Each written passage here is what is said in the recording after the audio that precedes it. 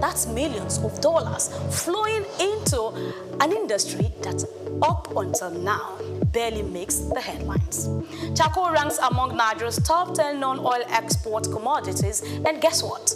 The market is growing, especially with the rise in demand for natural and organic heating fuel abroad. But how can you, yes you, tap into this business? So here are tips from top to bottom. Step 1, know your entry point.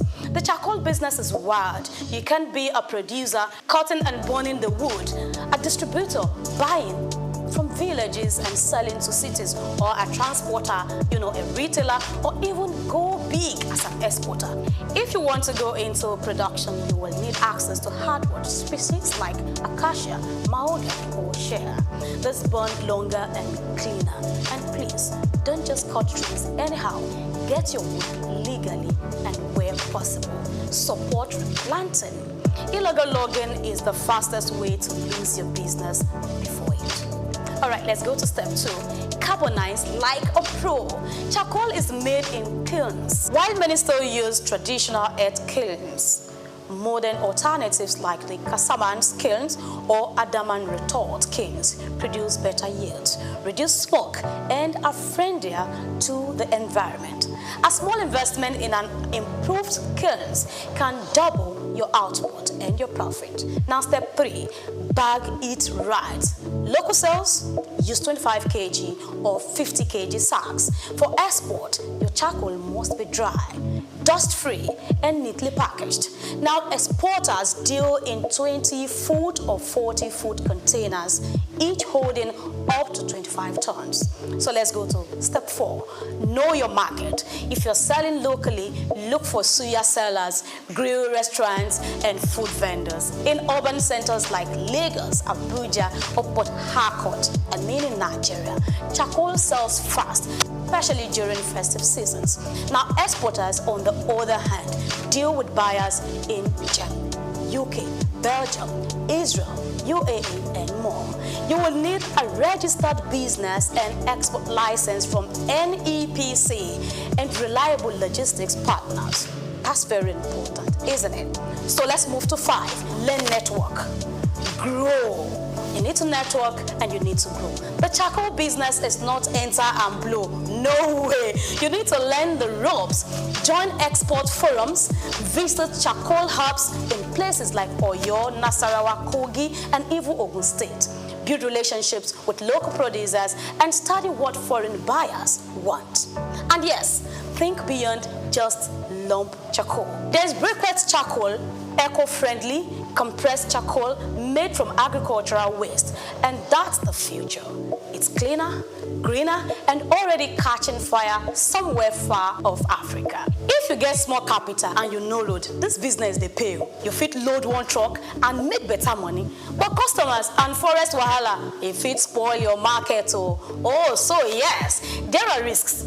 The government can clamp down on deforestation. Poor quality charcoal can ruin your reputation, especially with international buyers. Export delays, customs seizure, they are all real.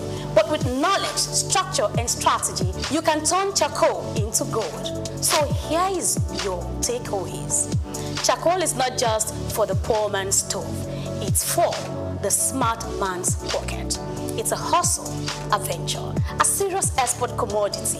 And whether you start small or go global, it is very much a cash craft. Remember, this isn't professional investment advice. It's a spark, a mental wake-up call that opportunity is often found where people don't bother to look. Until next time, I am Grace Komolafe, and today, what did I do? I have actually helped you to turn smoke into substance on Cashcraft.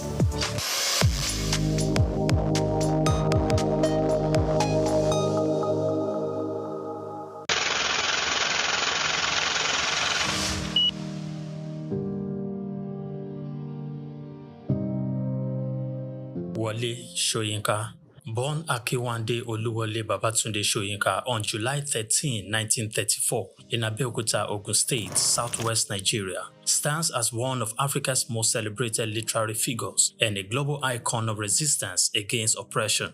His life and works reflect an unwavering commitment to justice, culture, and the transformative power of art. Soyinka was born into a Yoruba family in colonial Nigeria, an environment that exposed him to both traditional African culture and Western education. His father, Samuel Ayodele Soyinka, was a school headmaster, while his mother, Grace Eniola Soyinka, was a devoted Anglican. This blend of indigenous and colonial influences deeply shaped Soyinka's world. Soyinka attended Government College Ibadan and later proceeded to the University College Ibadan, where he studied English and literature. Soyinka completed his education at the University of Leeds in England, earning a degree in English and later a doctorate degree. In the late 1950s, Soyinka began working as a dramaturgist at the Royal Court Theatre in London. However, his passion for storytelling and cultural preservation drew him back to Nigeria, where he founded two theatre groups known as the 1960 Masks and the Orisun Theatre Company. Soyinka's works, often a fusion of Western dramatic techniques and African themes, address universal issues of justice, freedom, and human dignity. His early play, titled A Dance of the Forest, which was introduced in 1960, written to celebrate Nigeria's independence, critically examined the nation's socio-political trajectory, setting the tone for his career as both artist and activist. Soyinka's activism became more visible during Nigeria's post-independence years. In 1967, during the Nigerian Civil War, he called for a ceasefire between federal forces and Biafran separatists. This led to his arrest by the military government, and he spent 22 months in prison, where he wrote a short drama titled The Man Died, Prison Notes, a harrowing account of his imprisonment and a profound critique of authoritarianism. Soyinka has authored more than 20 works, including plays, novels, poetry, and essays. In 1986, Soyinka became the first African to win the Nobel Prize of Literature, an achievement that brought global recognition to African literature. Soyinka remained an outspoken critic of oppressive regimes, often at great personal risk. His activism extended beyond Nigeria, addressing global issues of injustice and human rights. During periods of military rule in Nigeria, he went into exile, continuing to write and speak against tyranny. Today, Soyinka is celebrated not only as a literary giant, but also as a symbol of resilience and moral courage.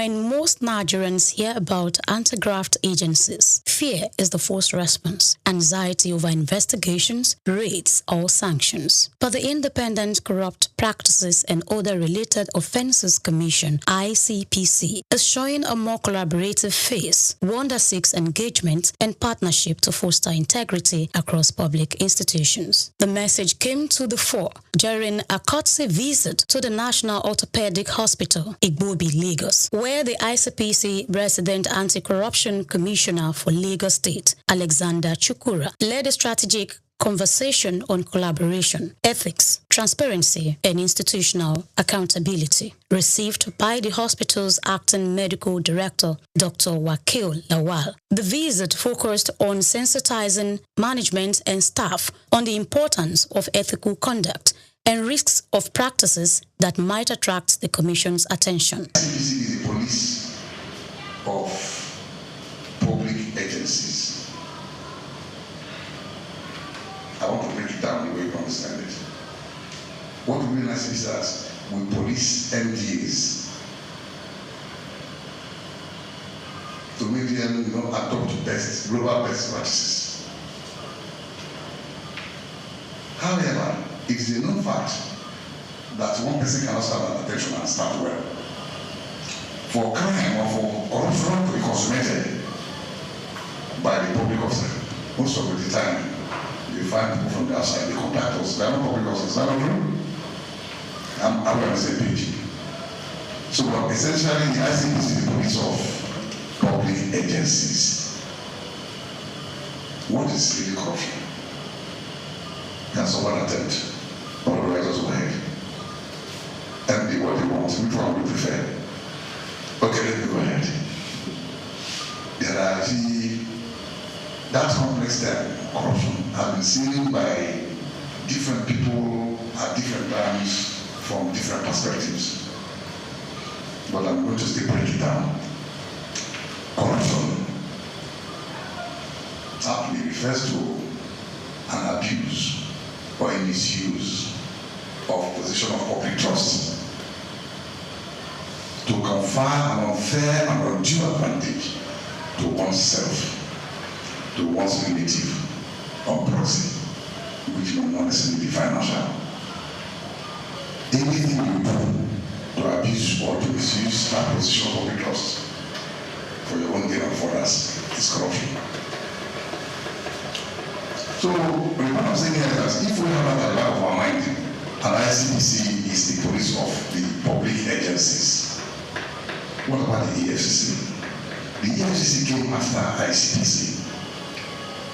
for purposes of specialization, economic and financial crime. A key moment of the engagement was an open question and answer session where concerns were raised about perceived bias in enforcement, particularly when some political actors appear untouched, while public servants are often held accountable. The commissioner clarified that the ICPC investigates based on issues and petitions, not status. While he noted the section of Nigeria's constitution which offers temporary immunity to certain office holders, he stated that this immunity elapses once they leave office, after which credible petitions are duly investigated. The leadership of the hospital present were also encouraged to see the ICPC not as a threat, but as an ally in strengthening systems and protecting public trust. Chukura emphasized that internal mechanism is not enough in fighting corruption. Rather, it requires alignment with global best practices. He urged public institutions to adopt transparent documentation and compliance protocols, stating that the absence of proper records can be just as detrimental as misappropriation of funds. As able to address some areas of concerns and also improve our knowledge on things that we actually don't take cognizance of. More importantly, in some situations, the officers or the executive or the head may not necessarily committed any offense. But from your statement today, I will deduct that keeping good record is also as important as non-being corrupt. And so this is also things I want some of my colleagues and myself to also learn from. ICPC or EFCC, we know the day when we are getting transaction. There's the document we're going to send to them. And so it becomes an important aspect of our work. Hope this will also improve our practice. So thank you. Your statement today has contributed a lot. And we don't have any ICPC. ICPC is our friend. And I'm sure we'll keep the channel open. Speaking with Souqnews TV, the commissioner reiterated the need for ongoing partnership across key sectors to foster greater understanding of the commission's work and improve public trust.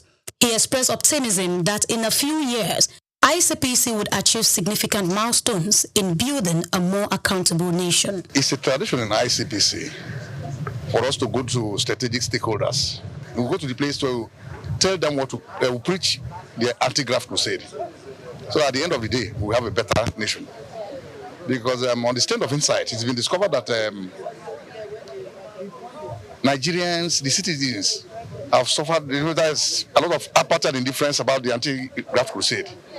So it's this constant effort by the ICPC to now begin to make people get a buy-in for that to be part of the whole crusade. We go everywhere, especially government, that's the MDAs, so that we can galvanize support, so that we can educate the people on the ills of corruption. We We're not there yet, but with the present board, the end is very near. At the end of the session, the ICPC handed essential materials, including the ICPC Act, a handbook of frequently asked questions, and a guide on the consequences of unethical behavior to the director. A symbolic award was also presented as a sign of the ongoing cooperation. This visit forms part of ICPC's broader strategy to build institutional integrity and promote responsible service delivery across the public sector. Grace Komolafe, Souqnews TV.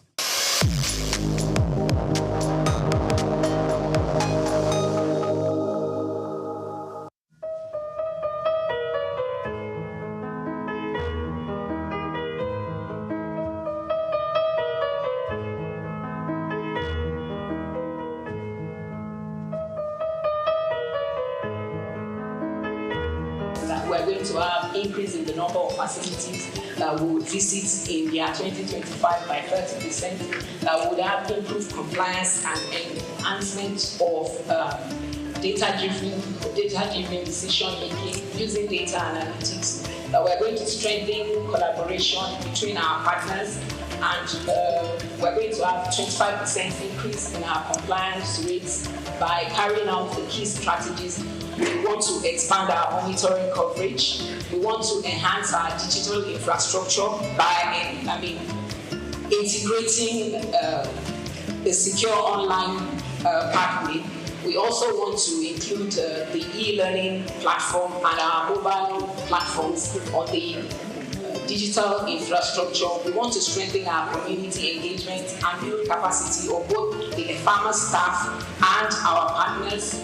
We want to drive innovation and research. This year, we want to carry out research on quality of care. In doing all of this, we want to make the health facilities in Lagos safer by leveraging on technology and ensuring that all our processes are data-driven. Thank you very much. Thank you very much, Dr. Onoride, Dr. Niboshino, Dr. Veronica Iwayemi, and Dr.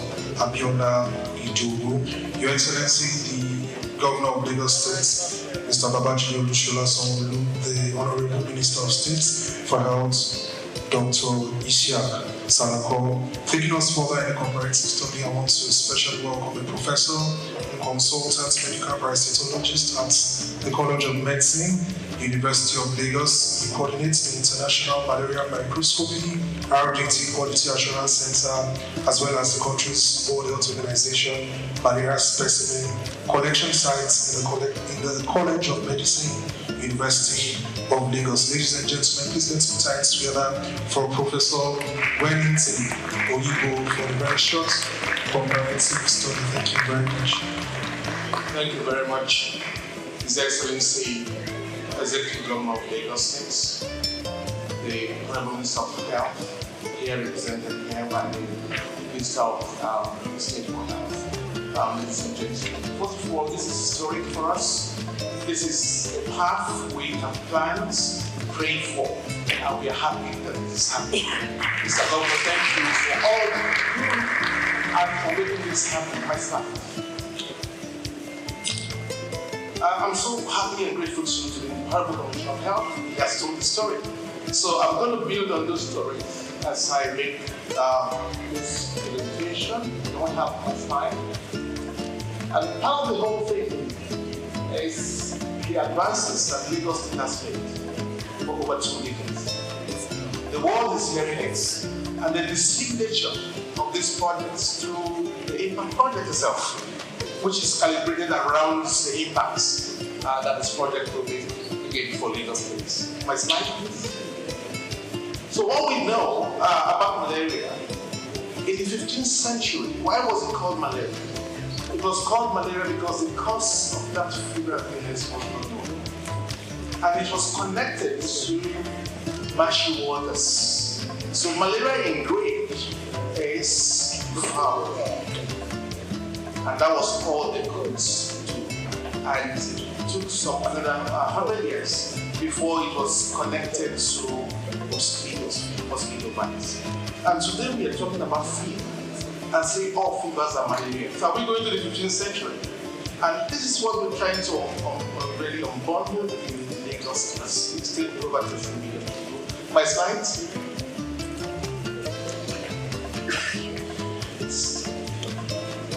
So if fever is still malaria, we go back to the 15th century. And then, of course, for evidence base, meant that we will have to quickly provide the evidence. Can I have the slide up? Yes. So the horrible let me just pull it out from here.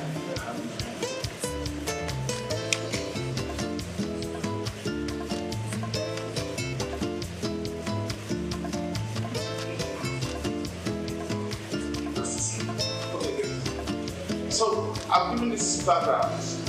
Most health workers will not accept the test results when it's negative. And that's the challenge. Next slide, please. Okay, and if you don't have data, which we are talking about digitization, you cannot calibrate where you are.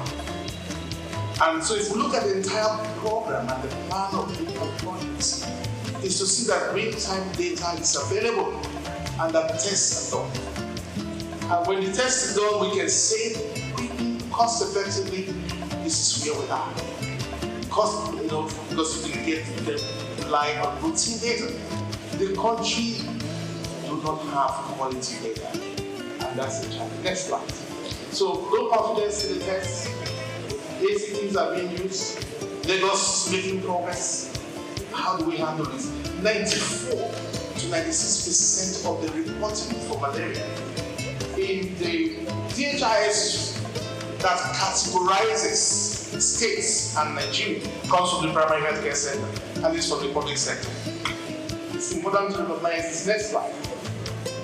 And we're bringing this on board because we provide the quality platform for quality diagnosis at the College of Medicine. Next slide.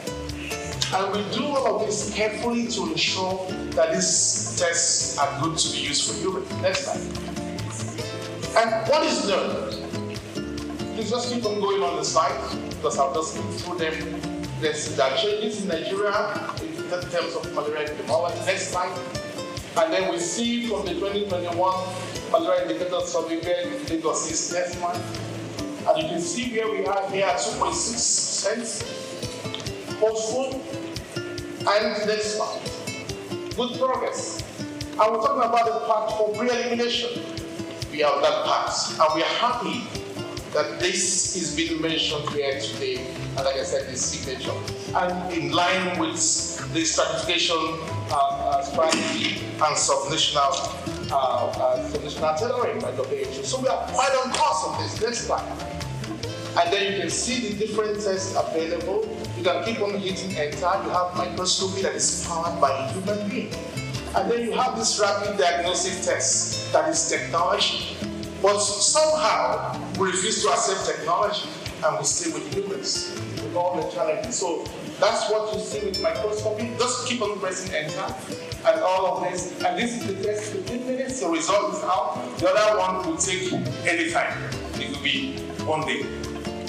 And then based on that, we have done the scoping assessment of facility in Lagos. Recent times, cosmetic clinics. So we're finding it difficult. We have limited capacity to ensure monitoring of these facilities. We also have inefficient manual processes because our digital platform is unable to carry out some of the processes in the agency. We're sitting on a lot of data in the agency. With AI to make sure that the test is actually having the results that the pharmacy or PPMB says it does. We then verify that the treatment, the appropriate treatment. And then in the impact program, we goes to the public health system for malaria-negative patients to ensure that they're getting the proper diagnosis that they need and have a better understanding of what other febrile illnesses patients might have. Next slide, please.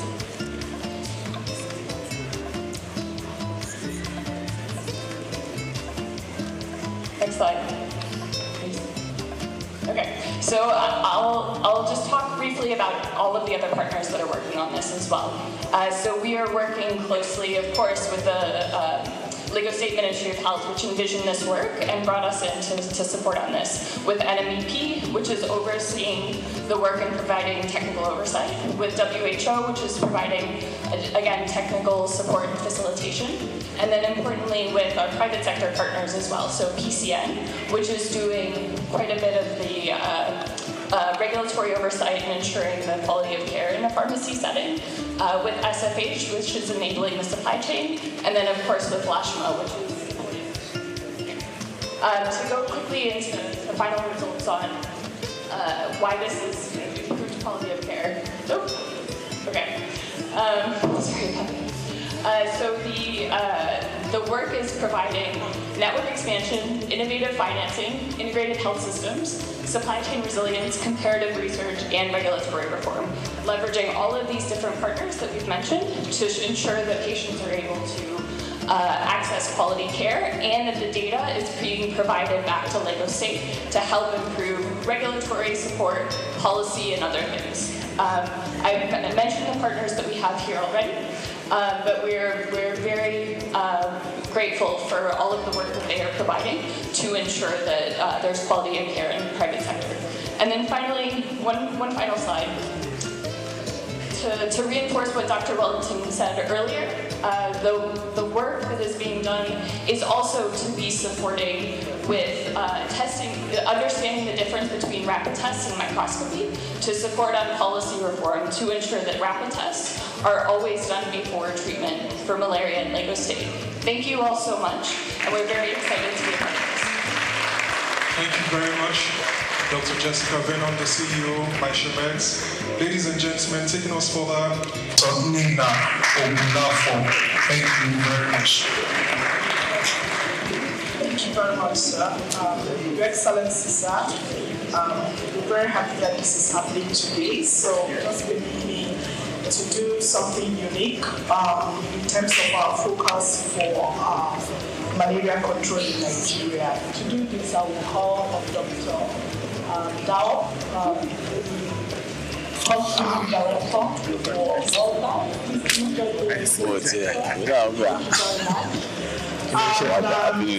We're going to have the Honorable Minister interested for malaria control. Honorable Minister, please. Thank you very much. This is showcasing the main focus for malaria control in Nigeria, which we refer to as the 3 T's. Your Excellency, the first T stands for tests. We cannot overemphasize or we cannot underscore the importance of that. The second T, sir, is for treatment.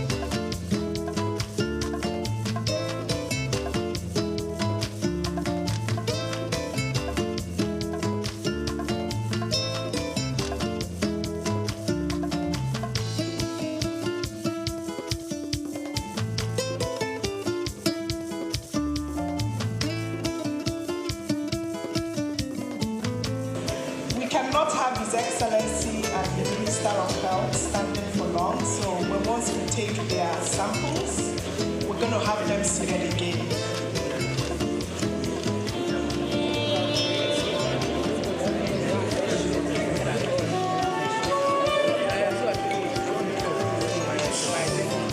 So can I have Dr. Walter on stage to come come and quality check what is happening, sir, please. Thank you very much.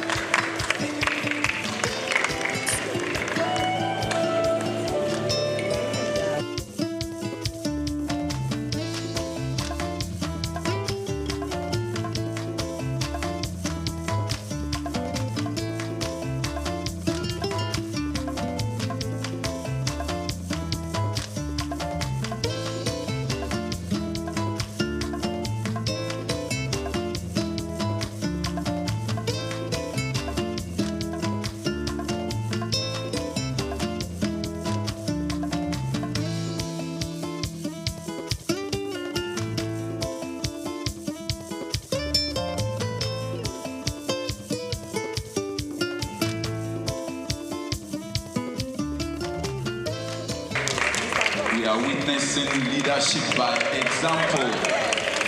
Leadership by example by Mr. Governor, Mr. Babajide Olusola Sanwo-Olu, as well as the Honorable Minister of State for Health, Dr. Salako. Please, let's appreciate them. That is the way to go for every one of us all. Thank you very much, Your Excellencies. So again, this is the way to go for malaria control program in Nigeria. The pre-elimination in Nigeria could commence in phases. We could commence pre-elimination in Nigeria in phases. Thank you, Your Excellencies. Thank you. So back to the fourth bullet on my slide. Your Excellencies, pre-elimination in Nigeria could be commenced in phases. It could start with the states, Lagos State, for example, and we could go geopolitical zones. So I was sitting with my sister, the Commissioner of Health from Ogun State. So the fever for pre-elimination have started. So I also want to say that it stands on Lagos State to make sure that this pathway for pre-elimination is properly done. The National Malaria Elimination Program is waiting to take the experiences and the processes that Lagos will use to achieve elimination to be replicated in other states. Your Excellencies, it's important to note that right now we have a couple of states under 10% prevalence in the country, and those states are Anambra, Kwara, and Rivers State. So what is happening in Lagos that has been flagged off today, it's like NMEP, it's poised to take what these processes and experiences are to states like that. Thank you very much. Thank you very much, Ma. Let's appreciate her. Thank you very much. Thank you very much.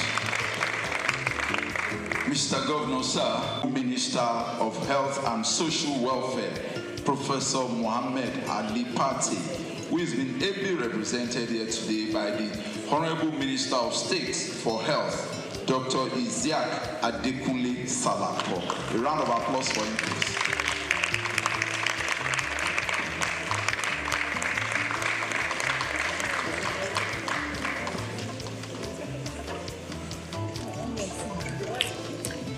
Your Excellency,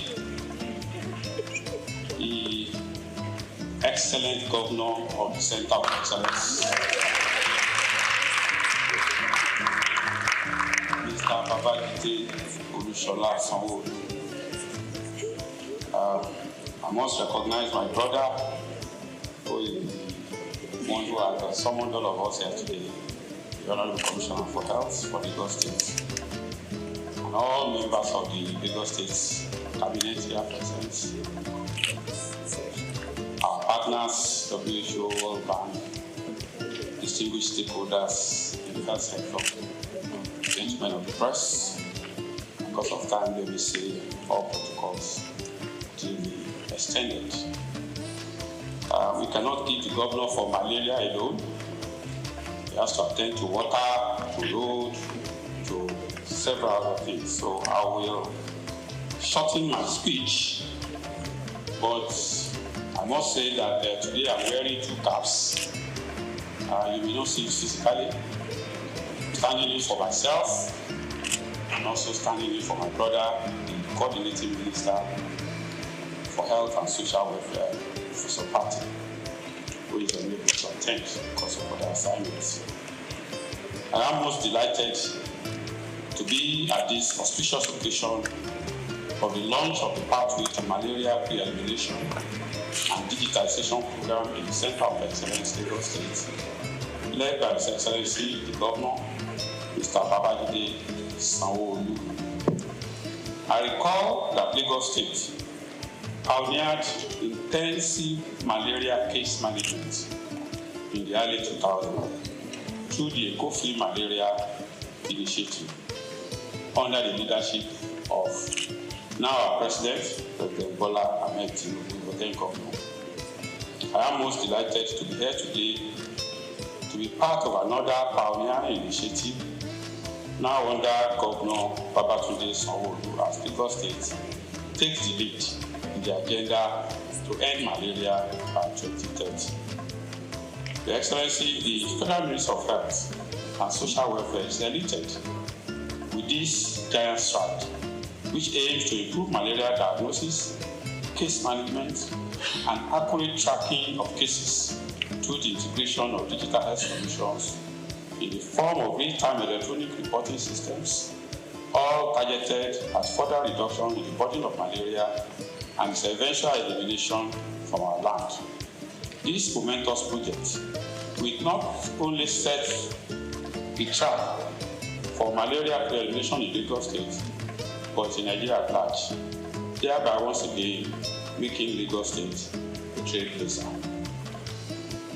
I want to emphasize that this project is in line with the renewed hope agenda of President Bola Ahmed Tinubu and the renewed vigor for the Federal Ministry of Health and Social Welfare on the rethinking malaria concept that was launched in April 2024 and is aimed at fast-tracking the malaria elimination goal through strategic shifts. We have continued to make progress in this regard, and the inauguration of the advisory on malaria elimination in Nigeria, Amen, the development of pragmatic costed plan of action, the expansion of permanent care facilities, training of frontline health workers, and the initiation of domestication of affordable medicine facilities for malaria to make malaria treatment more affordable are all testament to the progress we are making. Your Excellency, distinguished ladies and gentlemen, the Ministry is taking these steps in order to reverse the undesirable trend of being the highest burden malaria endemic country globally, accounting for 37% and 31% of cases and deaths respectively. I am confident that Lagos State possesses the needed attributes that can help drive Nigeria to malaria elimination through such case-setting initiatives like this program. Furthermore, Lagos has been consistently the lowest malaria prevalence state in Nigeria, as evidenced from all the malaria indicator survey conducted in the country, with the most recent result in 2021 showing 2% prevalence, hence indicating a tendency of attaining pre-elimination when concerted and consolidated efforts are put in place. I wish to report that the challenge of let me use this opportunity to call on all stakeholders not to relent on their support towards this impactful intervention, which will contribute significantly to the drive at eliminating malaria from the world. Nigeria is ever committed to this drive and we will continue to toe the path of global best practices. I wish to assure all Nigerians and our partners that the change in the policy of the United States government with respect to global health funding will not adversely affect our malaria elimination programs and other public health initiatives, as President Bola Ahmed Tinubu GCFR has approved a robust mechanism to ensure adequate and cost-effective funding for our public health programs. I call on all state governments to join hands with the federal government to ensure that our country becomes self-sustaining in the funding of our public health programs. Before I end this address, let me commend once again and appreciate His Excellency, the Governor of Lagos State, Mr. Babajide Sanwo-Olu, and his health team, led by Professor Akin Abayomi, for initiating and executing this laudable, innovative project. I wish to also sincerely appreciate all the partners, World Bank, WHO, all the implementers, especially for providing the needed human resources, technical support, and the funding for the implementation of this initiative. I wish all of us a successful launch of this impactful project as a springboard for the elimination of malaria from our country. Thank you, and God bless the federal government.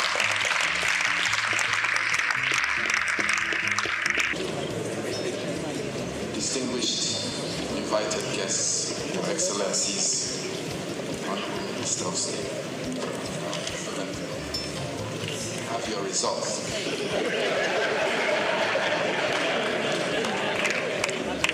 Pleased to say that the Honorable Minister of State, we will not be confining you in a bed in Lagos. Your result is negative.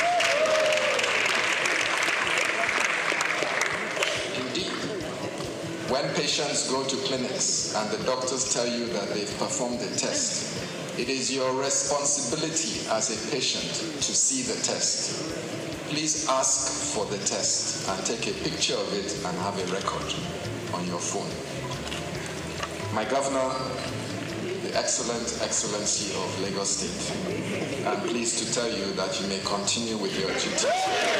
Congratulations, sir.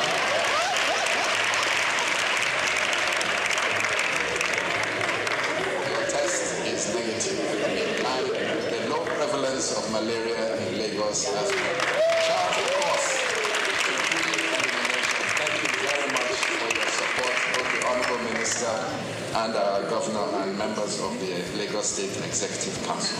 Mr. Governor, if you would like to approach the podium to give your keynote and to launch a pathway to malaria elimination in Lagos. The practitioner himself, a strong politician, Dr. Thank you very much for finding out. Members of the State Executive Council, especially Professor Akin Abayomi, and Special Advisor on Health. Thank you very much for that cabinet members, all the permanent secretaries in the Health Ministry, and several of you that are here. Thank you very much for taking out time. The country director for the World Bank, Dr. Diop, the country representative for the WHO, Dr. Walter, all of our partners that are here, MyShamed, Impact, SFH, the National Malaria Organization, our friends from our neighboring state, the Honorable Commissioner for Health in Ogun State, thank you. All of our health practitioners, stakeholders that are here, gentlemen of the press, ladies and gentlemen.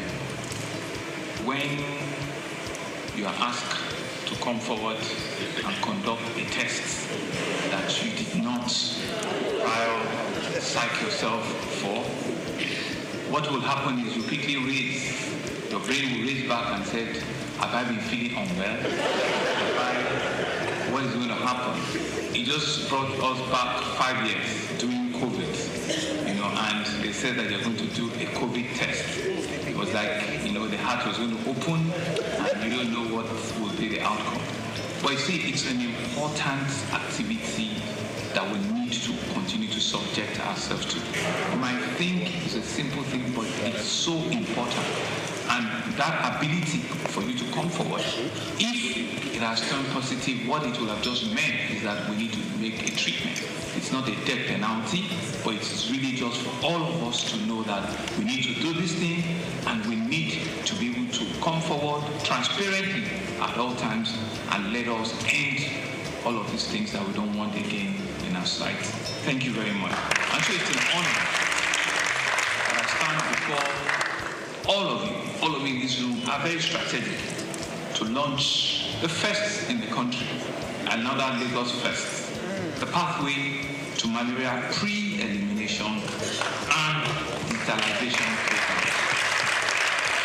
We're here to affirm our commitment to safeguarding lives and the livelihood of every Lagosian. Malaria is more than a disease. It's a social-economic burden that has held back individuals, it has held back families and communities for such a long time. It robs us of our productivity, it drains us of our household incomes. And for many households in Lagos, especially those modest earners, malaria, the name it alone brings shivers. It reduces their earning and reduces their ability to continue to earn more for their family. And so this financial strain often affects families and a lot of times causes heartbreaks and the rest of it. But we're here to put a stop or to even bring a voice to the step at which we want to eliminate that completely. It has affected school children from going to school, it has affected businesses, it has seen a whole lot of absenteeism and a lot of challenges in our society for several decades. But today, we have to change all of that narrative. The eradication of malaria is not just a good health news, it is indeed an economic imperative. It's a good news that all of us must beat our chest and be able to carry, if there's a pin, that we need to have, a pre-elimination, the campaign for it, we need to have it and we need to be able to dot it everywhere. We know from statistics how much malaria has cost our GDP, billions and billions of dollars. Imagine what Lagos could achieve with a lot of resources if we're able to eliminate all of this. We no longer have to choose between survival and opportunity. Imagine a Lagos where every child can attend school uninterrupted because of ill health, or an adult can contribute fully to the economy. And one thing that is instructive was the demonstration of the slide by Professor Campbell, and I saw others as well. I can see that Prof already has a side job in animation and cartooning. It's a job that he can conveniently retire into. And the narratives were very clear. But the message was very, very transparently done. And all of us, in one form or the other, are guilty of this. You feel unwell, you think you have a fever, the next thing is you are diagnosing yourself with malaria. Very easy. Just give me injection. Just give me this tablet. I know what it is. We are all, self-diagnosing ourselves and self-telling ourselves that that is what it can only be and that is what it is. So just give us. But we can see that with knowledge and with communication, a lot of all of those negative things you can rewrite them. And so this program represents a hope rooted on innovation, collaboration, and determination by leveraging digital tools that will ensure that every malaria case is tracked in real time. This is digital. Long are those days when you need to take a whole full blood from your body to just do a simple malaria test. I was asking for my bottle of Martina because those days when they take your blood test, you must replenish it with a bottle of Martina. But you can see that with just a small prick, and in no time you can actually. That's what digital life, has done. And so it has helped us by strengthening partnership with the private sector. We will expand access for quality care. It will help communities to have the knowledge and resources. It will build a culture of preventing that leaves no one behind. And that's a message we need to come out of from here. All of us sitting in this room must immediately turn ourselves into an advocate, into a cheerleader to be able to carry this message forward, to be able to tell everybody that needs to know. Go into our communities, pass on this message that this pre-elimination launch program has started and it's for all of us. Buy into it and to work with it. The benefit of eradicating malaria goes beyond just health. The malaria-free Lagos, and indeed in future, the malaria-free Nigeria is achievable in our time. And we've all put our minds to it. It's something that could be done. We believe that if we can eliminate it, it will increase productivity, it will improve educational outcomes from our children, it will reduce considerably our health costs. It would also enhance quality of life. I mean, all of these points speaks to a better livability standards, in all indices. And so this vision, though ambitious, I believe is achievable. It requires, therefore, all of us, government agencies, healthcare practitioners, healthcare providers, community leaders, development partners, and indeed all citizens to work together with an unwavering resolve. Success will not come overnight, but will be sustained effort and collaborative action. We will prevail. You saw the slides that a farmer and doctor, the lady on malaria and the lady on immunization. You saw the statistics between January and February, what the run rate should be. Yes, we will say that, this is just March, but we need to look to double those numbers. We need to push those numbers to be able to achieve the 2025 target. We need to be able to push and achieve, because there is no magic to it. If your target is 2 million, and at the end of February we are still doing less than 200,000, you are doing far, far less. So you need to double, your spike shoots. You need to work harder, twice as fast, twice as much, for you to achieve the 2025 record. And Doctor told us, Prof told us from WHO that it's 2025, they are going to close the envelope. Hello? Yes, they said they are going to close it. And there's a 20, where is it? I thought it was, they're going to close it. Our target is that we have to take that $20 million. We have to do everything to make sure that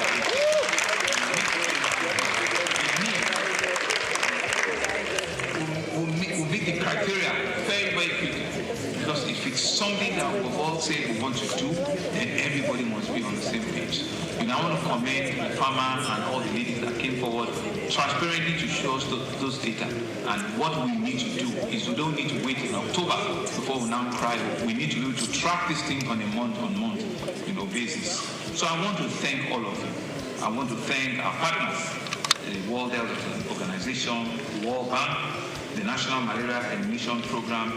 Our community pharmacists are here. All of our pharmaceutical associations are here. Thank you very much. Our various private and public hospitals, and all of you that are here for your valuable support and making this initiative possible. Of course, permit me to thank in absentia our very hardworking Honorable Minister of Health and Social Welfare, Professor Mohammed Al-Pate. Our best regards and our best wishes to him. We know all of the things that he has brought about in his tenure as the Honorable Minister of Health. We wish him well. We are also tracking and monitoring, is all of his deliverables, so that we can say at the end of the day, in your time, you did all of this. And to also thank the Honorable Minister of State for cooperating and operations with the Honorable Minister. We believe that if you do all of these things and you do them well, your time, your time in that ministry will be written in gold, and Nigerians will forever be grateful, because we know that you are pushing everything to ensure that we save over 1 million lives, and you're doing so many things, so many big health initiatives. I want to wish you well. To Dr. Diop, our country director for the World Bank, thank you for your invaluable support at all times, funding your technical assistance. We believe it will continue to catalyze our health initiative. To our country director on the Bill and Melinda Gates Foundation, Mr. Uche, whose organization's investment has been pivotal to malaria control. We say a big thank you. Dr. Walter, our WHO country representative, we believe that your expertise and advocacy capacity has helped us to push this forward. Thank you very, very much. To all of our partners, Marshall, who I met last week, I did promise, I said I'll be here in person. And to all of our other partners, please, let's see this as a start to work. It's only when we achieve what we have said for ourselves that we have done the job. They don't pay people for attempts, they pay people for results. And it's the result that is important. It's the result that takes us to that final breaking point in which we all can say that yes, we've done our best, we've contributed what we needed, and we've seen the results. I believe that we have everything to make it work. We believe we have all it takes to eliminate malaria completely in Lagos State. I want to congratulate our own Ministry of Health, congratulating ourselves is telling you that you have a lot more to do, Prof, and all of you. But I will be watching, and I will do everything to continue to encourage you. And as a demonstration of that encouragement, I was whispering to Prof that I will also do something different. I will be promoting Dr. Idu as a permanent secretary.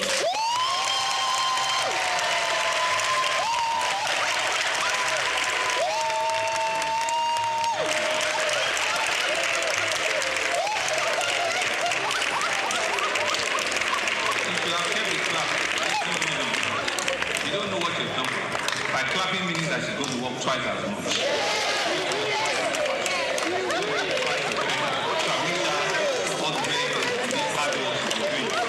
To my fellow Lagosians, fight belongs to each of us. Let us embrace a preventive measure like eliminating mosquitoes, adapt, test before treatment. And I think that is the message we need to take away. All of our pharmaceutical establishment. Ensure that we can pass this message. Test before treatment.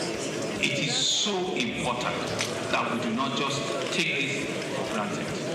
Let us ensure that we can take this advocacy into our communities, into our nooks and crannies, and show truly that once we have started this campaign in Lagos, we will go around every part of the city. We can rewrite the history of malaria in Lagos, and it is in our hand. It's all of us in this room that can help. I want to wish you all the very best, and I believe that when we work together, there's absolutely nothing that we cannot achieve together. Thank you very much. Mr. Governor, sir, may I plead your indulgence, Councillor President? When we were doing this program, she thought I really didn't like her. She was frowning her face one day.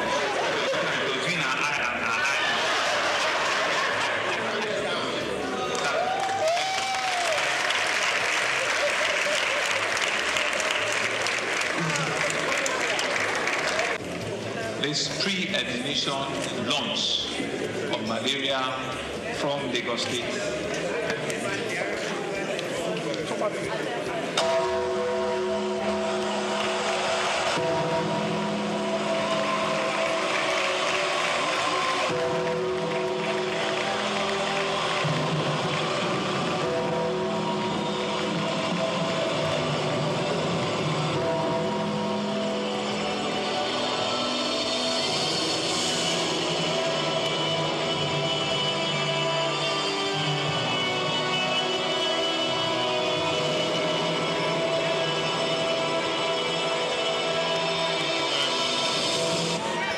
Pathway to malaria pre-admission and sterilization program in Lagos. Thank you very much. Thank you.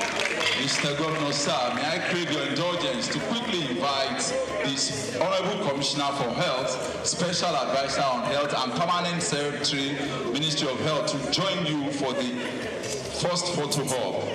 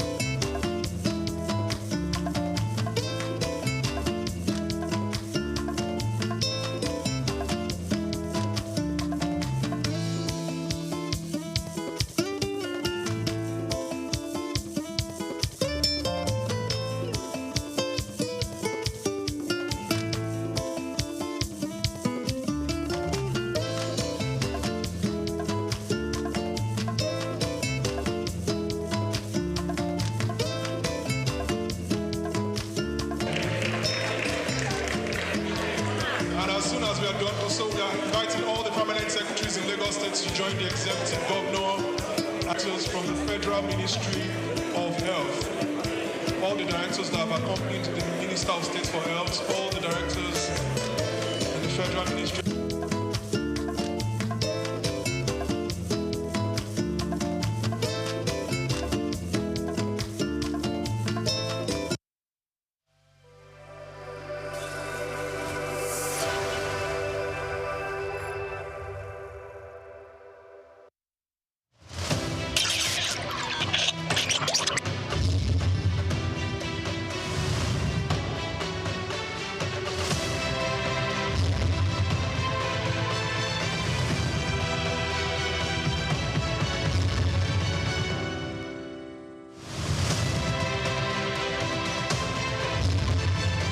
The Nigerian National Medicine Development Agency, NNMDA, was created in 1997 and backed by Act 2019 to enable the federal government of Nigeria through Federal Ministry of Science, Technology and Innovation actualize its critical and strategic mandates to research, develop, document, preserve, conserve, and promote Nigeria's natural medicine defined as indigenous medicine.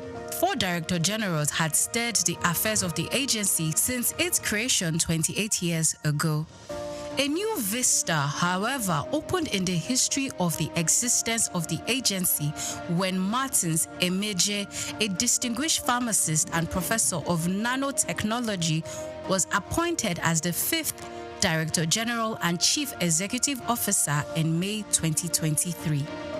Before taking on the mantle of leadership at the NNMDA, Professor Martins Emeje was the Chair R&D at the National Institute for Pharmaceutical Research and Development, with many feats on drug formulation and R&D results to his credit.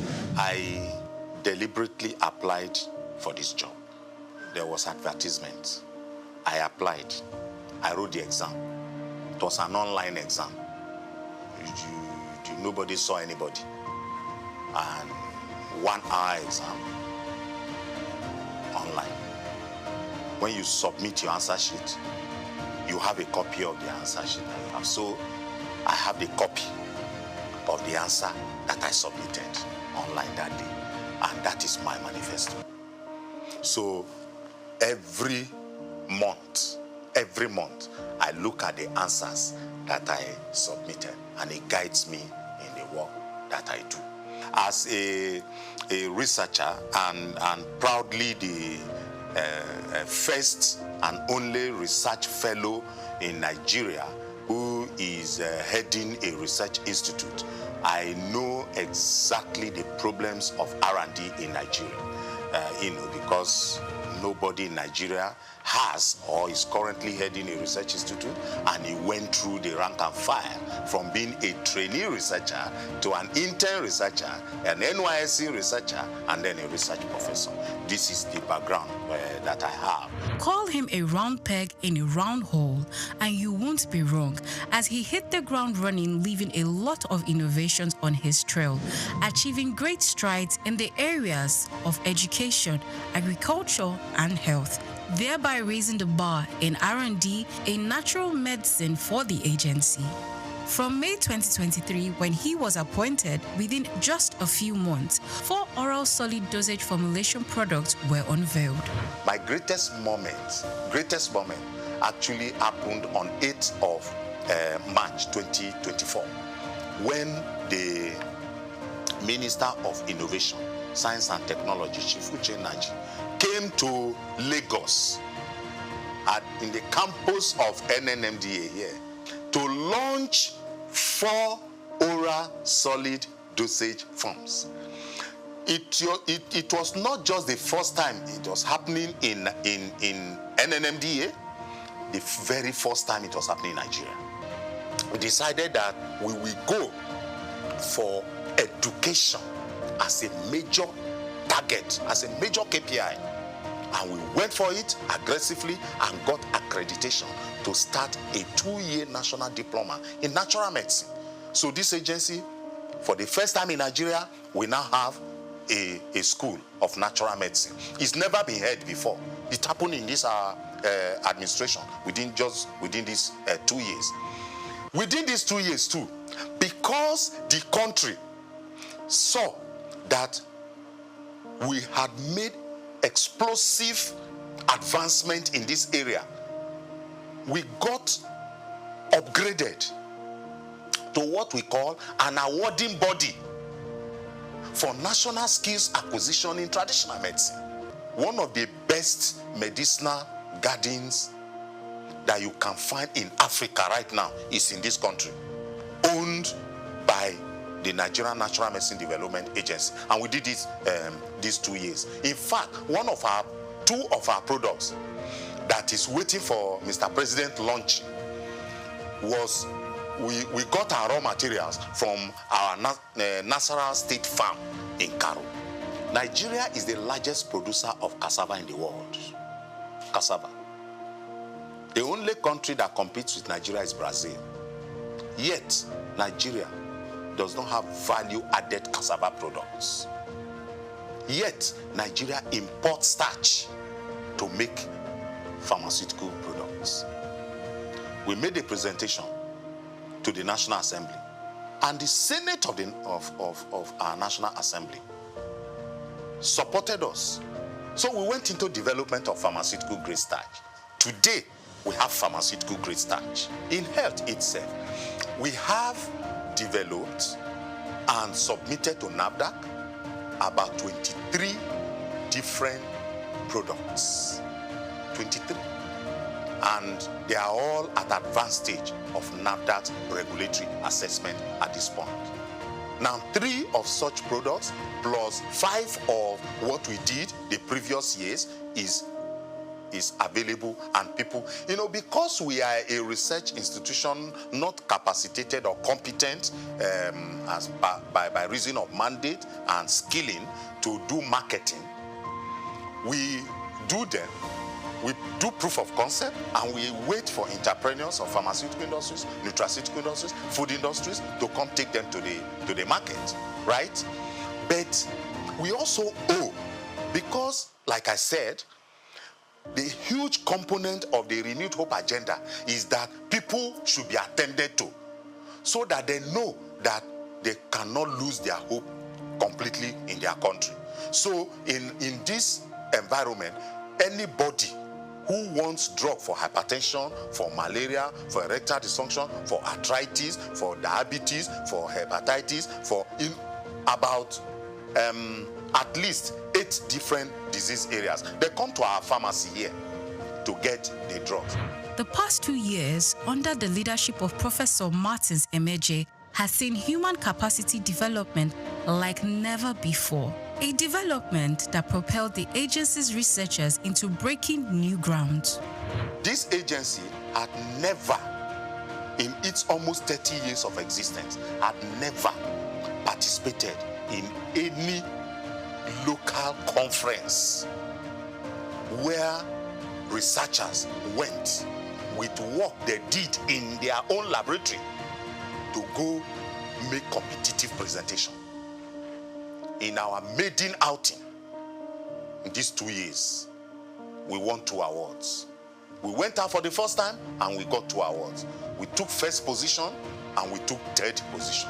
That is gold and bronze. When I came, I met researchers that have been here working for 15 years but with 1 degree. And I told them, you can't be a researcher with 1 degree. So I embarked on rigorous and aggressive drive to partner and collaborate with investors. So we went into that. Today, as I'm talking to you, we have at least 13 researchers and of the agency that are doing different postgraduate studies in different universities in Nigeria. I have a staff that was in Zimbabwe for 6 months. Now he has a master's in intellectual property. At least 7 of my staff have gone to India. Quality assurance has been one of the top priorities of the NNMDA Director General and the accreditation of the agency's laboratory and product development unit for pharmacy internship program by the Pharmacy Council of Nigeria a year ago. Under the watch of Professor Martins Emeje, the agency recently graduated its pioneer pharmacy interns. I went into nanotechnology or nanosciences after PhD, and I had to go out of the country to train in this area for more than 4 years. So it's an area that I'm keen about. I'm one of the first people, if not the first, in Nigeria to have put in practice nanotechnology. What it has done to me as someone who studied Western pharmacy, which is more like macro study, it is that it has taught me how to manage resources, no matter how simple. The last 2 years has seen NNMDA signing important memoranda of understanding with reputable academic institutions and other critical stakeholders in the areas of training and laboratory services to Nigerian universities. As part of its advocacy and public enlightenment drive, the agency brought together critical stakeholders in the nation's natural medicine space for a national dialogue on rethinking natural medicine aimed at galvanizing the needed support and political will. I want the president of Nigeria to just be coming on television and saying that people, natural medicine, no other thing. Natural medicine, let's do our own. Let's do our own. Let him just be saying it. Anytime he's talking to press, let him say it. Because once people know that this is where the president is, this is where his mind is, this is what his body language is, they will start investing in natural medicine. A turning point for the agency was the resolution of the National Assembly on Natural Medicine Gazette. The visit by the chairman, House Committee on Legislative Compliance, was a further demonstration of the renewed impetus. We cannot have 160 million people subscribing to something, and then the remaining 40 million people, you now want to say that foreign medicine, what you call allopathic medicine, that is the superior to our natural medicine. No, it's not. So when the House of Representatives passed that resolution, I told myself, I have now achieved. So what I was thinking would take me 4 years to achieve, actually, we got it done in 2 years. And it's one of the, so our target has actually increased. The best place to actually functionalize or operationalize Renew Hope agenda, Mr. President, is in the health sector. It's in the health sector. And I always tell people, 2 things that if you have security in it, then you are safe. Food and medicine. Any intervention, any project that we do, that it is not about developing our own indigenous resources, is short-term. It's not sustainable. The only sustainable form of development is indigenous development. So anybody who wants to give me support now, I will just tell you what I want. For example, I want all my staff to live in this compound. If you go to other countries of the world, all these staff of the research institution, they live inside the compound. Inspiring a new mindset among staff and attitude to work, for the NNMDA Director General, the task of achieving the mandate and the vision of the agency is work in progress.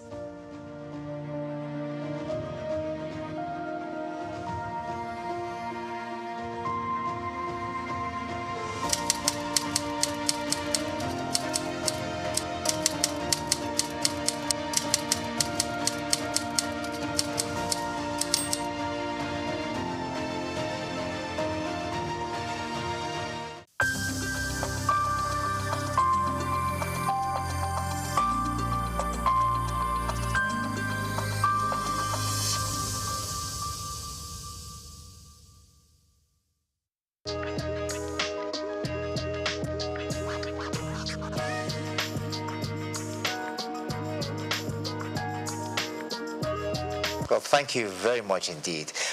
My name is Stephen Kola Balogun.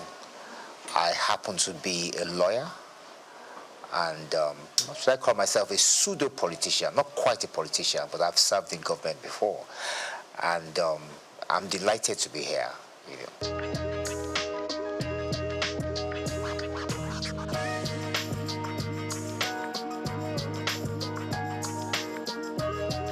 Well, thank you very much. Well, yes, is it my family or the wider family? I mean, like I said, I'm the son of Chief Dr. Kolawole Balogun of blessed memory. Like I said, he was a former politician, a frontline politician. He was the General Secretary of the National Council of Nigeria and the Cameroons, later National Council of Nigerian Citizens. He was the General Secretary of that party for about 8 years. From there, he was appointed by SOUQ to become a federal minister. He was initially a federal minister without portfolio. Consequently, after that, he became acting minister for labor and social services, and then he became Nigeria's first federal minister for information in 1956. He held that portfolio to 1958. Thereafter, he resigned from government. He had disagreement with the party. And Tafawa Balewa felt that he was a useful politician that could be sent to Ghana. And he went to Ghana to find out what was. Ghana was a bit ahead of us in terms of politics at the time. And I think it's fair to say they got independence just before us. And Tafawa Balewa wanted someone to understudy, to find out what we're doing. So he sent Kola Balogun there. Initially, he was commissioner, and later, when we gained independence in 1960, he became High Commissioner. Shortly after that, when we became independent, he yearned to come home. He wanted to take part in the new political atmosphere at the time. He asked the Prime Minister to relieve him, to let him come back, and he did come back home. And immediately he took up the position of being chairman of the National Shipping Line. That was a position he held on to until the military struck in 1966. But even then, when the military did strike in 1966, he still continued. I think General Debayo of blessed memory invited him to join his cabinet, and he served as a commissioner for about 3 years or more. I think he was commissioner for health and was commissioner for education. Later, he also became chairman of the sketch group of companies as well. And that was about it. I think after his stint in government, he decided to go and do a PhD at the University of Ibadan. And then he went back into private legal practice. And then he started this agitation for the creation of Osun State. He and a few others set up the movement. He was the chairman of the movement. And then to the glory of God, in 1991, Osun State was created. And that's it. Tell us about mommy. Well, yes, my mother. Well, in those days, the women weren't not so much in the forefront, But my mother has been my bedrock. She stood by me, and she has backed me in most of the things I've set out to do, And she's still alive. She's 89 this year, and she's still doing well, and she's still and your wife going and strong. The kids? Yes, my children. Yes, I have 3 girls, 3 daughters. My oldest is 31. She studied at King's College London. She did reasonably well. She got a 7th class upper. Proud of her. She's an art curator today. And I have twin girls as well who are also in university now, that they haven't graduated yet. One of them is in Oxford University. She's studying history and politics. And the other is in Cambridge University. She's studying human, social, and political sciences. So, yeah.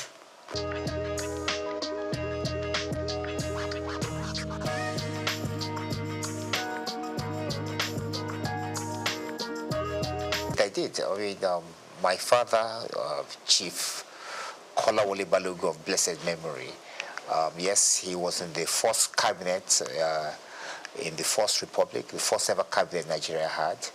and he served as the Federal Minister of Information and Research. As a matter of fact, he happened to be Nigeria's first information minister. Later, T.O.S. Benson, of course, became the independent Nigeria's first information minister, but independent Nigeria. But Nigeria's first ever information minister happened to be Chief Kolawole Balogun, God bless his memory.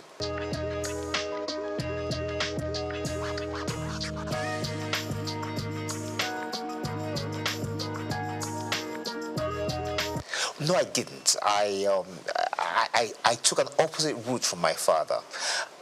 My father went into politics immediately after he finished his education, and then he now ventured into law a little bit later. I decided to look at things differently. I thought that after academics I should practice law a bit, and that's what I've been doing. But at some point, I think that was in about 2011, I was called upon to serve in the Osun State government as a commissioner, and I took up that opportunity, and I enjoyed myself.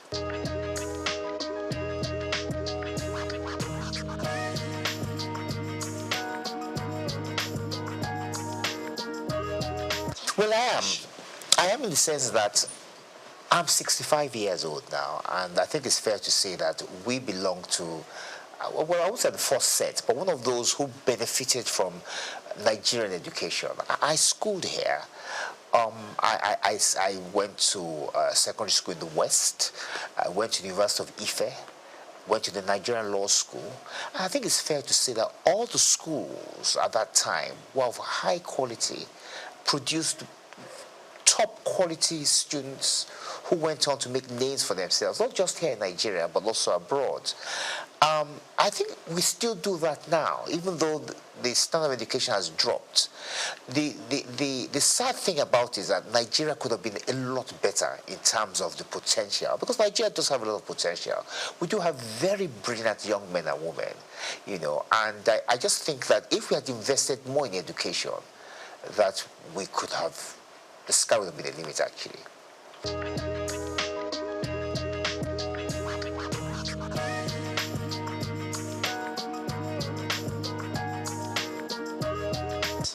Well, my take on this is that it's the system of law itself. As a young lawyer, I experienced a few challenges myself, and I think one of the obvious challenges is the appeal structure. It's too easy to appeal against judgments. At the same time, when you file actions in court, there are no penalties for costs. In other words, I can file a frivolous action. I could insult you, as an example, and then you could sue me. And I say to myself, well, I'm going to eke it out. I'm going to take it. You're going to have to take me all the way to the Supreme Court. That doesn't make sense. That's not fair. On the other hand, I could also file a frivolous application against you. And then filing a frivolous application, I could call you something you are not. I could defame you. And in so doing, you expect at least that once you prove your case, that I will be made to pay the penalties for filing frivolous applications. But that doesn't happen. And then, of course, the conditions of the judges. I mean, the judges are still writing longhand. They do trials, they sit there, they listen to witnesses, give evidence, and they have to write all these things down longhand. So there's so many challenges that has hampered the progress of law. And there hasn't been enough investment, I must say.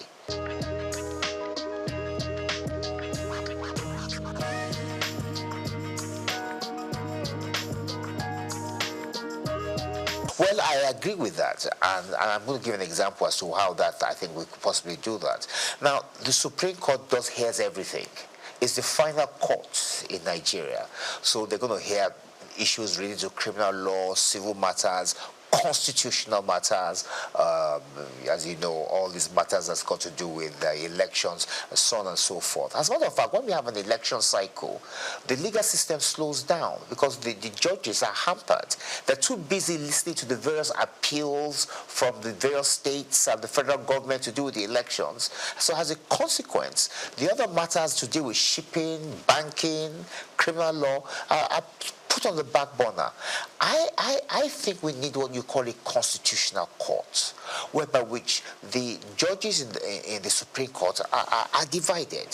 So you have those judges whose responsibility it is entirely to deal with constitutional matters, and then you have another set whose duty will be to deal with shipping, banking, civil matters, criminal matters, and so on and so forth. So I believe it's high time Nigeria has a constitutional court to try and aid the Supreme Court with the workload they have, which is, quite frankly, quite a bit.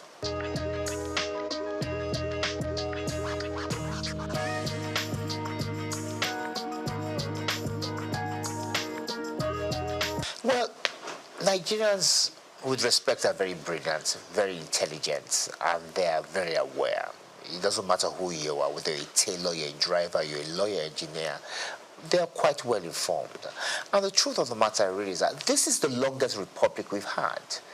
This republic started in 1999, and this is 2025, so 26 years. Nigeria's never had a republic this long.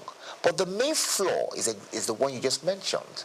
The fact that that constitution that was bequeathed to us by the military in 1999 was never really approved by the people.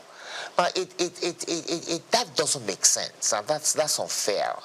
In fairness, we ought to be able to look at the constitution, improve upon it, and put our own input into it. Now, there's a way around that, and I've always believed, many people oppose this, but I'm of the view that what Nigerians need to have is a referendum. Have a referendum to ask the Nigerian people whether they want to persist with the 1999 constitution, or do they want to drop a new one. If the answer to that question is yes, we want to drop a new constitution, then that puts paid to the 1999 constitution, and then you can now have a system, a constituent assembly, whatever the case may be, where people will sit around the table and fashion out a new constitution. If the people say no, that means they've indirectly approved the 1999 constitution, and then we continue with it. But what we can't do is continue having this debate, these arguments as to whether the 1999 constitution has been approved by Nigerians or not, because it has not been. So I think the way around that is to ask the Nigerian people through a referendum, asking them whether they want to persist with this constitution. If they say no, then we have a new one. If they say yes, we continue with the old one. And that ends the debate.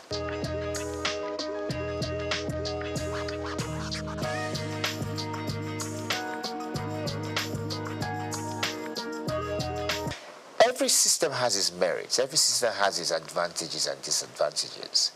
To some extent, the presidential system of government has an advantage. It has the advantage in the sense that it has brought government nearer to the people. So the people of Osun, from where I'm from, for instance, now, have their own state. Same thing can be said, it's been replicated across the country. However, the drawbacks, the disadvantage is the fact that it's extremely expensive. Now, look at Nigeria, for instance, now. We have 36 state governments. So that means we have 36 governments in Nigeria. If you add the government of Abuja, if you add the federal government, that's 38. Now, each one of these governments have some form of legislature, judiciary, an executive as well, local government, civil service. It's too expensive. Look, in America, where we borrowed this system from, the states came together to form a union. This is totally different. We are doing it the opposite way. So we've had a structure that we're now going back. So at the end of the day, many of these state governments are still dependent on the federal government. And as a consequence, the kind of progress we ought to be making, we're not quite making it. So I personally, and this is a personal view because others would disagree, I would prefer that we reduce the size of government by having some kind of regional structure. And I believe that will reduce the burden of governments. And if we can reduce the burdens of government, we can use this money to do many other things. And I also think it will also improve standards as well. Not just standards of government or parliamentary standards or whatever the case may be, but there'll be less people involved in the political system. And that would help us a great deal.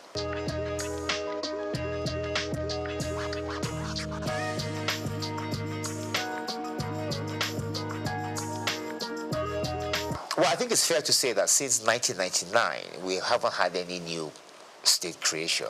I know there's been agitation for the creation of states, but there hasn't been any. The process for creating a state is quite cumbersome. It's not easy. I think it's in Section 8 and 9 of the Constitution. I don't think it's something we should be looking at. I think, like I said to you earlier, I think we should be trying to reduce the number of states, and I think some kind of regional structure whereby which we can monitor better what's going on rather than having more states. So I personally would not encourage the creation of more states, no.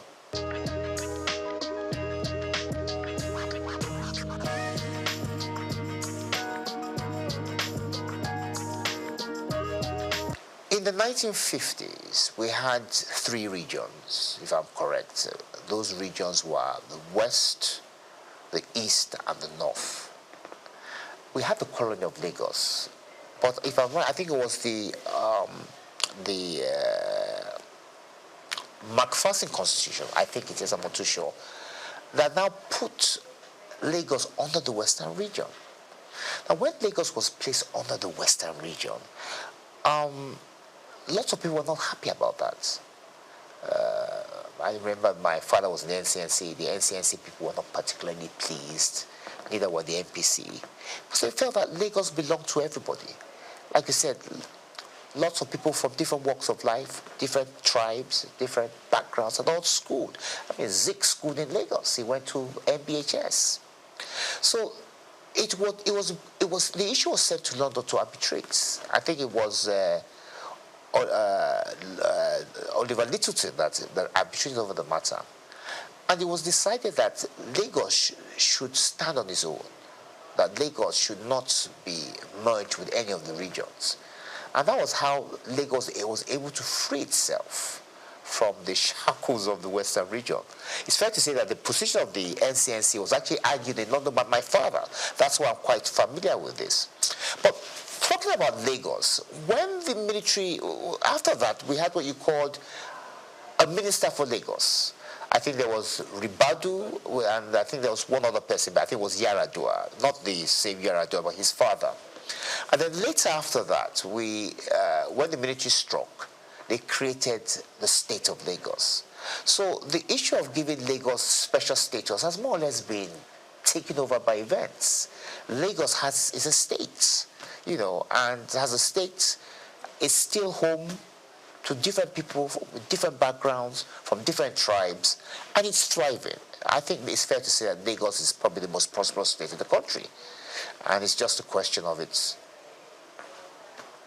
continuing with good governance and improving the strides they have made.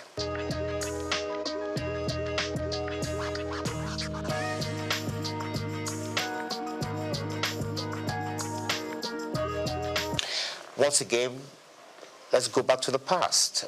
We had what we used to call the House of Chiefs, wasn't it? And in those House of Chiefs, many of the members of the House of Chiefs were people, were traditional rulers, chiefs from different backgrounds, and they had a say in the running of the affairs of state. It's like it was more or less akin to the House of Lords.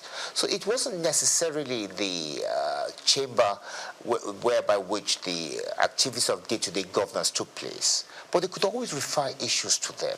And I think that if we change our structure of governance, and if, that's a big if, then yes, we can have something like that. We can have a second chamber, which is more or less advisory in nature, similar to the House of Lords, whereby which we will have obas and chiefs and people of influence who will be able to advise government from day to day from of the experiences and the way forward, but not necessarily binding. I think that's important. That decisions won't necessarily be binding on us, but at least they'll be able to share their views and experiences with the people.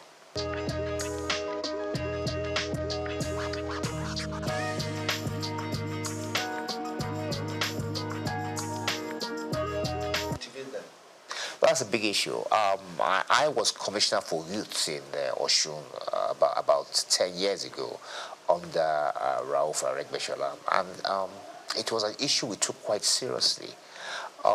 In Oshun State, we had quite a number of youths who are unemployed. And the governor thought, what can I possibly do to give them something to do, to keep them employed? So he created what we call the Osun State Youth Empowerment Scheme.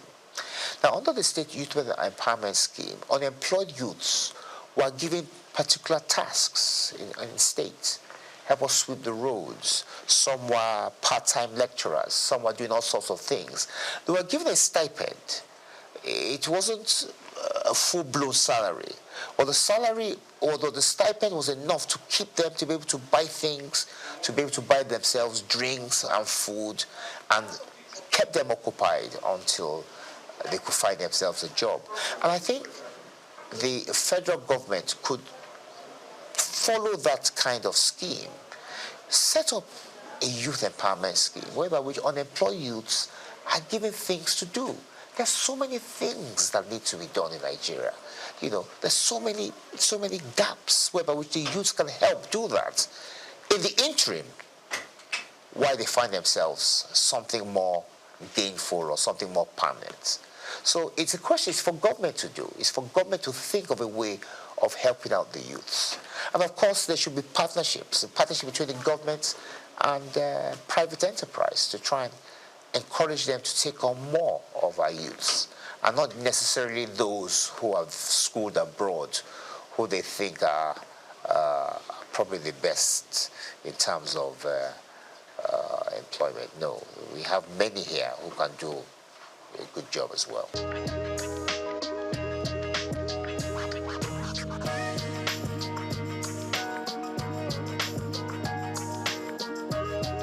Sustaining democracy is about discipline. It's about the people being disciplined. It's about those who rule us being disciplined. I started out by telling you that this is the longest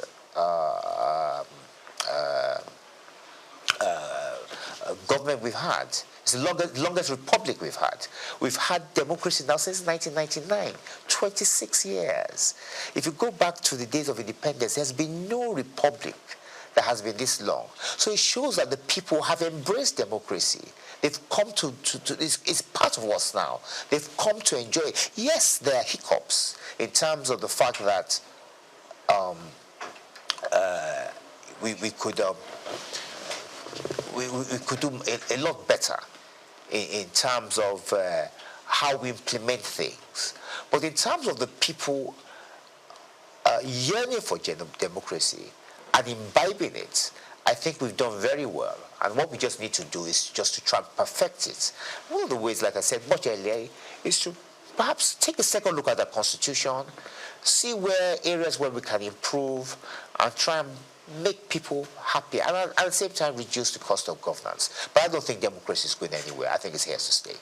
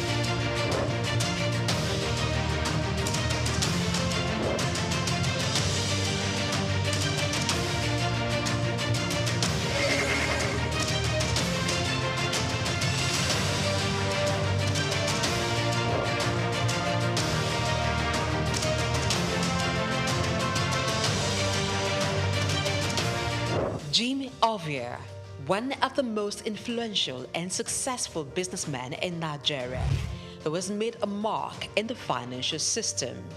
He is the founder and chairman of Zenith Bank, one of Africa's largest and most profitable banks. He has been described by Forbes Africa as the godfather of banking in Nigeria. My name is Jim Ovia. I'm chairman of Zenith Bank, and I thank you all for listening to me. This illustrious son of Africa was one of the financial leaders who revolutionized the banking sector in Nigeria. Let's take a close look into the life, background, career, and achievements of this enigma, Jim Ovia.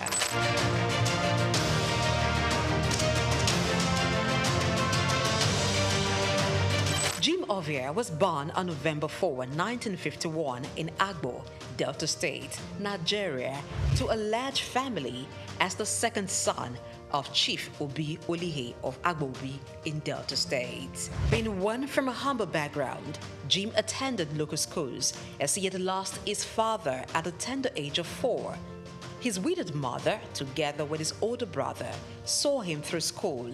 He had secondary education at Ika Grammar School in Agbo.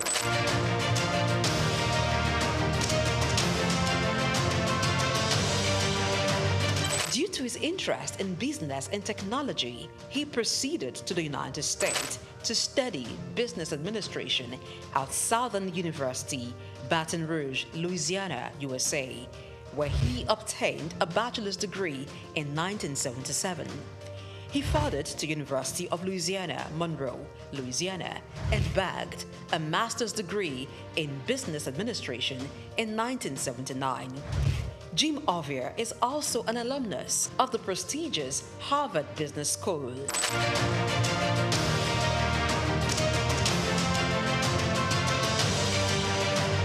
Jim Ovia worked briefly as a clerk in Union Bank in 1973 before proceeding for tertiary studies. Upon acquiring immense business knowledge from international institutions, he returned to Nigeria, his home country, and began a career in banking. He continued at this for years, working for banks such as Lion Bank, Merchant Bank of Africa, and International Merchant Bank.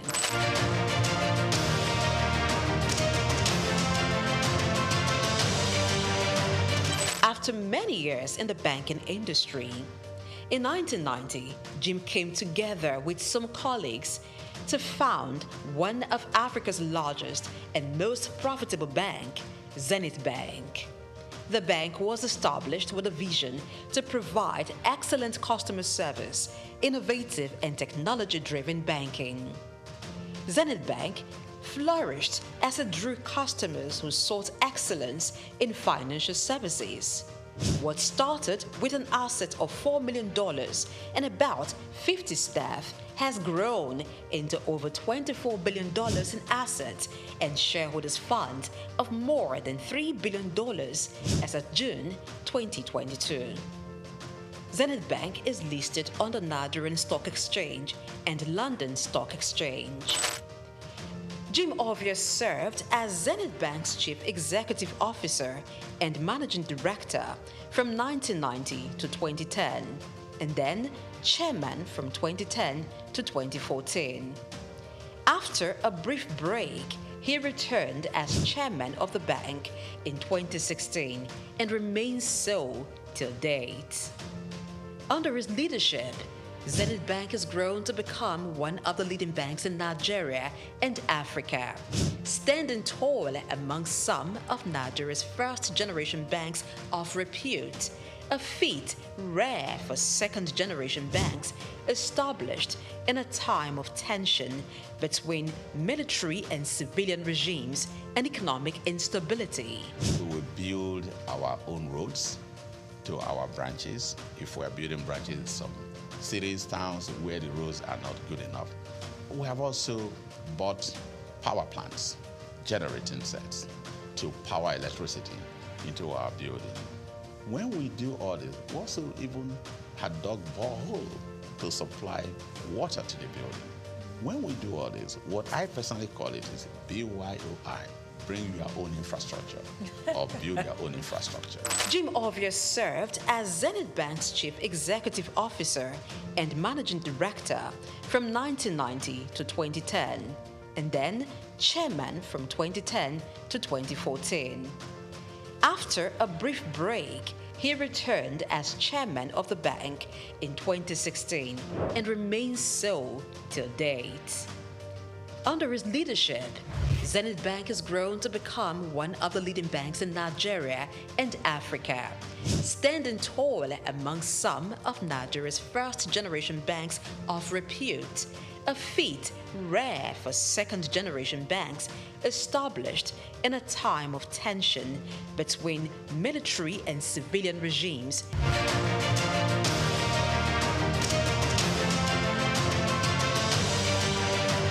Zenith Bank has diversified its services to include insurance, pensions, stockbroking, and investment banking. The bank has won awards and recognition for its performance, governance, innovation, and social responsibility, inspired by its chairman's belief in giving back to community. Really, it's my special pleasure, my honor indeed, for this opportunity offered by AAI to be awarded in the category of Business Leadership Award for 2017.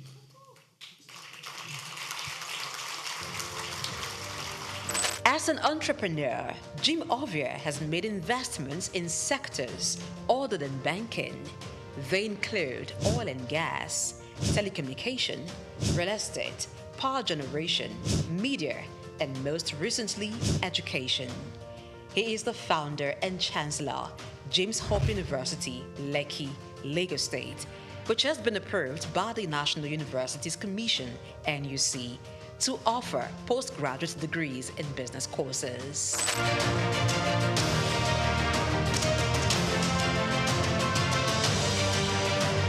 Jim Ovia is a man who believes in giving back to society.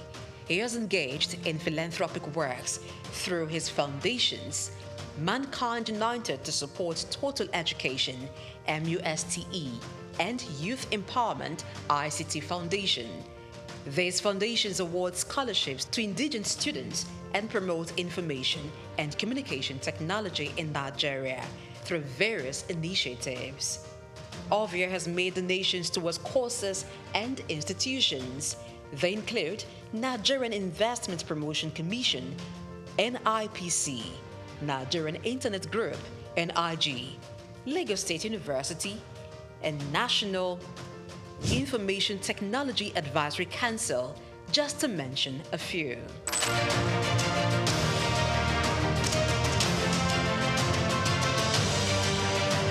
In recognition of his contributions, Jim Ovia is a recipient of many honors and awards. In 2012, the University of Benin awarded him an honorary doctorate degree. Former President Muhammadu Buhari in 2022 conferred him with the national honor of the Commander of the Order of the Federal Republic, CFR. Also in 2022, Jim Ovia was conferred with the National Productivity Order of Merit, NPOM Award, by the federal government of Nigeria.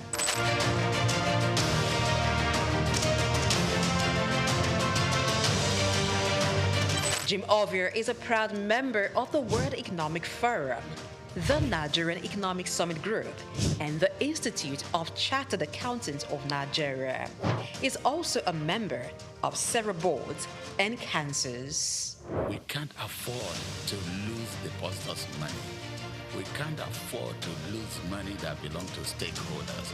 So you must structure your industry in such a way that the best and nothing but the best are there. As chairman of Zenith Bank with more than 9% stake, Jim Ovia in 2015 was estimated by Forbes to have a net worth of $550 million. This net worth obviously has been surpassed since then.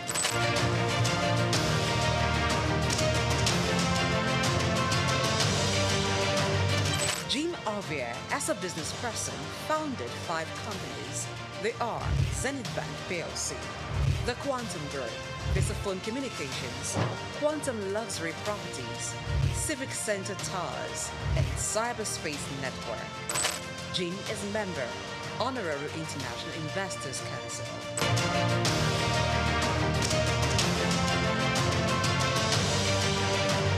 Kay Ovia is CEO, Quantum Markets Limited, a firm that offers stock brokerage services. She sits on the board of several organizations and is chairman, board of directors of Cyberspace Limited, a leading software engineering company.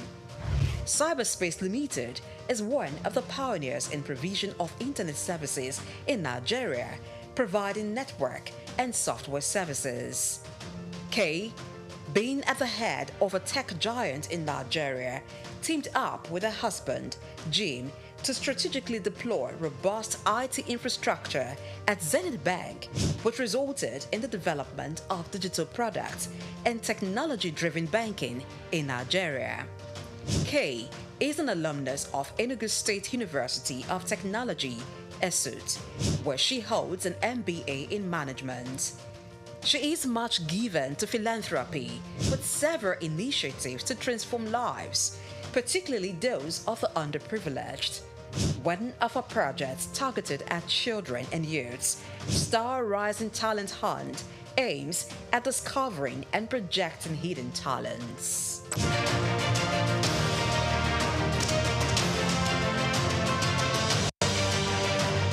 Jim is married to businesswoman and philanthropist Kay Ovia.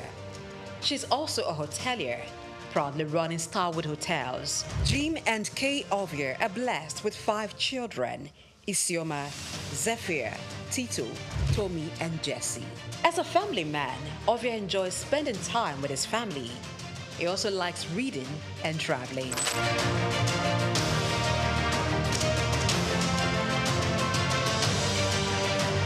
In order to pass on his vast wealth of knowledge on business and finance to African entrepreneurs, Jim Ovia authored a book titled Africa, Rise and Shine.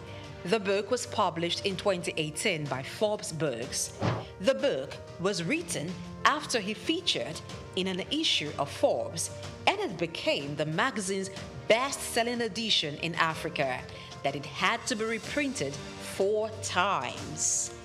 The book, Africa Rise and Shine, paints the picture of his humble beginning from the small town of Agbo in Delta State, and against all odds, pushed through to become a global business icon, while providing insight on how to conquer challenges in African markets, taking advantage of the opportunities.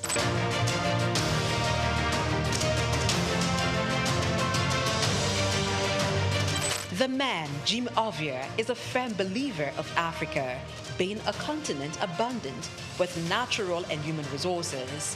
He has constantly pitched the continent as a land filled with investment opportunities in international business forums, such as the Harvard Business School Annual Africa Business Conference, Bloomberg Global Business Forum, Commonwealth Business Forum, and the World Economic Forum, where he has been invited to participate and even deliver keynote address. Jim Ovia remains one of the pride of Africa and a great contributor to Nigeria's economy and the financial landscape in Africa.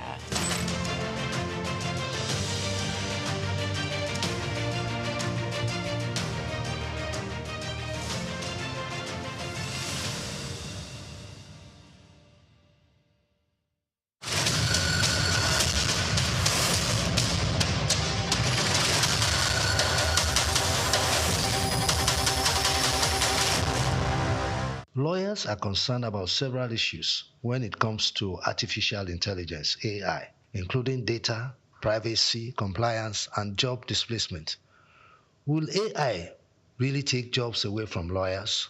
In this special report, Bayo Olaoye addresses one of those concerns, job displacement for lawyers, as a result of the introduction of artificial intelligence. Will artificial intelligence make lawyers jobless? The short answer to that question is no. There are 3 reasons why AI will not take away jobs from lawyers, according to experts. First, AI systems being developed for the legal industry are primarily co-pilots. Secondly, there are numerous tasks AI simply won't do because legal implications prevent it. For example, litigation. AI cannot make court appearances unless, of course, nations radically change their constitutions to allow robot lawyers to stand in court, which is highly unlikely. Additionally, for lawyers involved in strategic work, such as security, meeting new clients and existing ones, or serving on boards, AI cannot replicate the human touch. AI lacks the commercial acumen required to build relationships with clients and navigate complex problem-solving tasks. AI cannot engage in the strategic aspects of legal work that require understanding human behavior, negotiating, and making judgment calls. According to experts, AI systems built for the legal industry are designed to function as co-pilots, helping lawyers become more efficient but still requiring human oversight. For instance, AI can draft a clause for you, but as a lawyer, you must ensure that the clause makes sense. AI can assist with tasks like legal research, drafting legal documents, contract review, and identifying red flags. However, human involvement and judgment remain essential, as all systems, particularly large language models, can sometimes be confidently wrong. Despite its potential to assist in many areas, there are numerous tasks AI will not do for lawyers, either because it lacks the necessary capabilities or because it is unnecessary. Some might argue that AI makes lawyers more efficient.